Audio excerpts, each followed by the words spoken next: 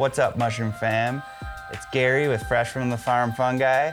Today I'm going to be the mycotechnologist and go through some different troubleshooting issues on forums. I get a lot of questions from you guys, so if you have any specific questions, feel free to comment below or comment on any one of my videos that are out there. One of the things that I like to do is to help people figure out problems. And if you're looking for good genetics, go check out our Etsy shop, Fresh Fungi. That's the number one place to start is with good genetics. All right, let's dive into this.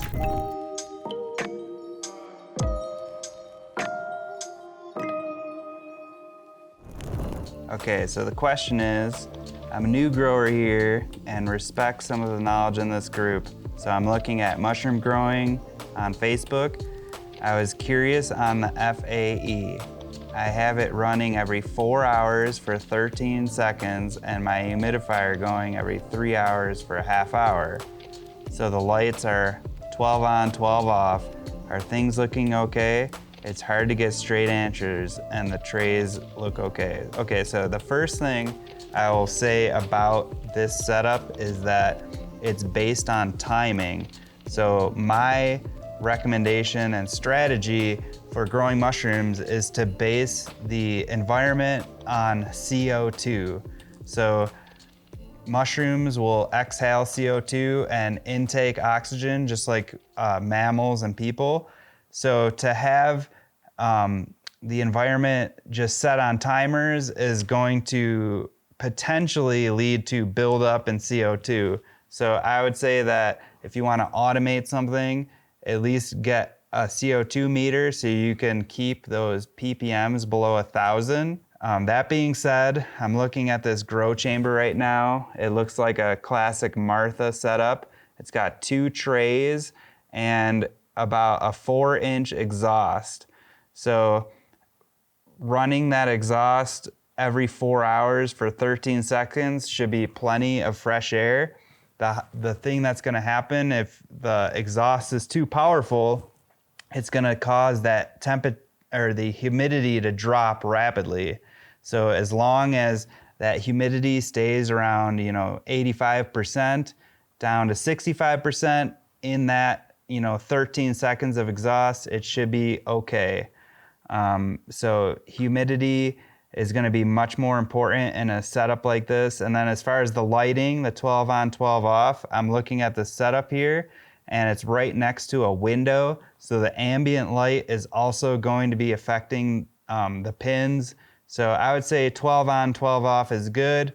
If you're outside and it's summertime, the light's going to be more just because of that ambient lighting. I noticed that there's a filter as well, which is good. One thing I would consider doing is adding like a UV system or making sure that the water in that system is being changed regularly because of these pans are open and they're being exposed to that ambient air. So you want to make sure you have really good water entering that system and not stale or gross moldy water in that humidifier, because that's going to be the contamination point. And then I guess the final part about this setup is going to be the temperature. So since it's a Martha setup, it's got really thin plastic, and if there's significant changes in temperature in the ambient room, it's going to cause condensation, and that could throw off that whole automated system. So just make sure that the room that it's in stays a stable 70 degrees Fahrenheit, and you should have no problems. All right, so moving on to the next question. So what do people do to stop contamination from trich? So also known as trichoderma. This is a mold that is just ambient everywhere on Earth. So I would say that the best way to handle trichoderma is to learn good aseptic technique.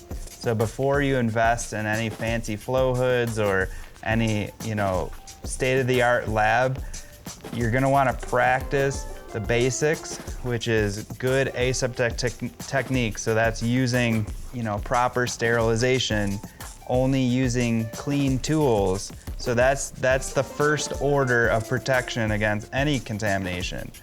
For trichoderma in particular, I think that just growing at good times during the year is gonna prevent a lot of problems. So right now, here in Colorado, it's springtime. The flowers are just starting to wake up.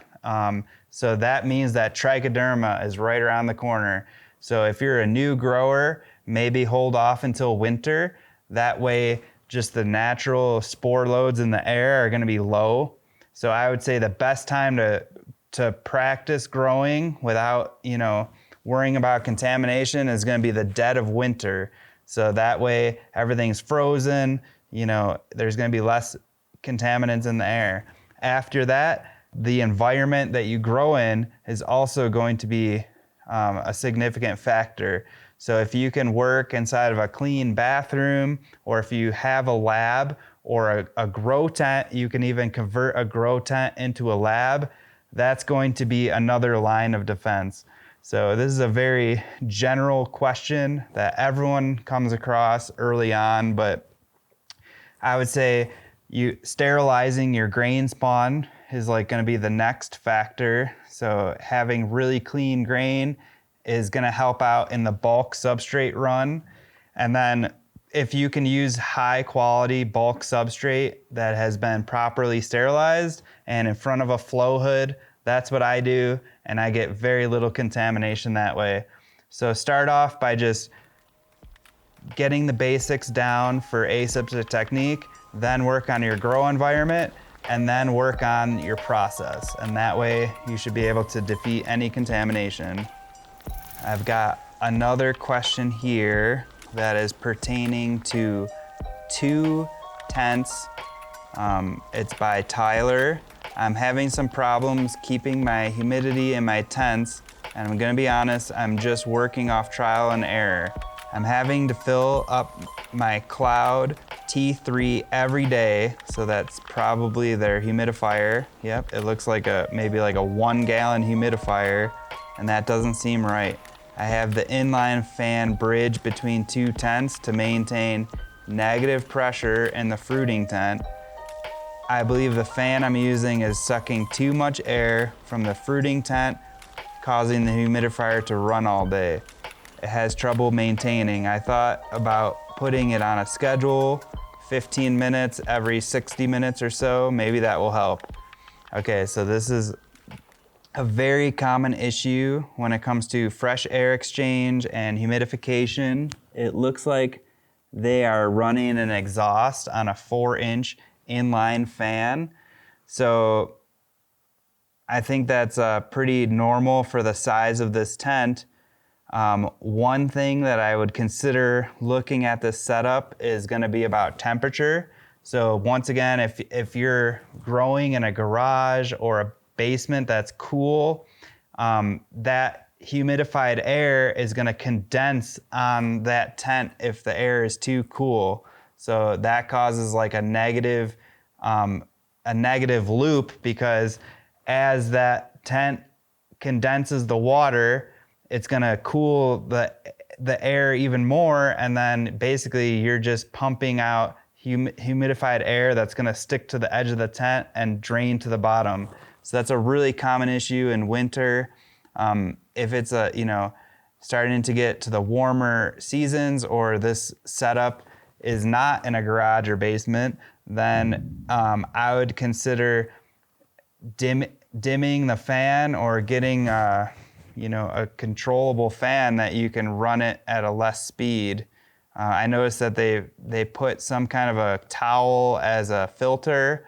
That's another option. So I like to use the little carburetor filters you can get for engines, and that will help dampen that airflow. But it seems like the setup is on point, and I think it's either a temperature problem or just not having a adjustable fan. Okay, so a lot of people automate this as well. So 90 seconds of exhaust every 10 minutes could work.